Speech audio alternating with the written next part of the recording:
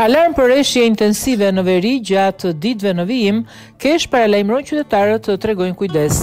Sipas parashikimeve hidrometeorologjike, gjatë datave 17-23 nëntor, në basenin e lumit Drim pritet rreshje me intensitet të lartë.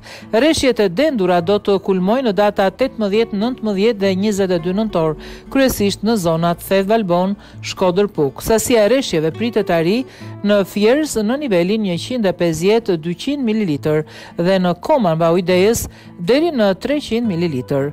Kesh po monitoron situatën në kohë reale dhe monitorimi i kaskadës po kryhet brenda kushteve teknike dhe kuotave të lejuara nga rregulloret. Autoritetet u bëjnë thirrje qytetarëve të zonave përreth të tregojnë kujdes të shtuar gjatë kësaj periudhe për shkak të rreshjeve intensive që mund të shkaktojnë përmbytje ose situata të rrezikshme në rrugë dhe zona të ulta.